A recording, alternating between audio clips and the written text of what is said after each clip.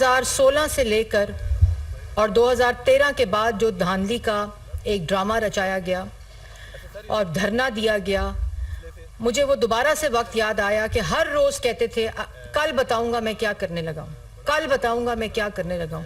پھر خبر آتی تھی امپائر کی انگلی اٹھنے والی ہے، آج بیٹھنے والی ہے. کچھ سمجھ نہیں آتا تھا کہ ان کی حکمت عملی کیا ہے، کیونکہ یہ ایک ایسے جو اقتدار کا ختم ہونا ہے وہ اتنا زیادہ اثر کر چکا ہے ذہن کے اوپر کہ یہ ذہنی مریض بن چکے. پہلی بات تو آج یہ بات میں واضح طور پر بتانا چاہتی ہوں کہ اسمبلیاں توڑنے کے لیے تاریخیں نہیں دینی پڑتی، حوصلہ کرنا پڑتا ہے.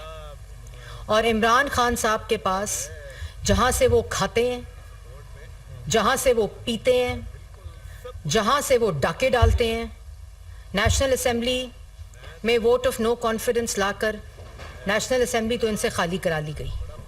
اب خیبر پختونخوا کی اسمبلی اور پنجاب کی اسمبلی جہاں سے تمام وہی لوٹنے کے کاروبار جاری ہیں، وہ اس کو توڑنے کے لیے، اس شخص کے لیے جس کا کاروبار اور روزگار اور کھانا پینا ان دو اسمبلیوں سے جڑا ہو، اس کو توڑنے کے لیے تاریخیں نہیں دینی پڑتی. Like and subscribe to our channel Newsline 1.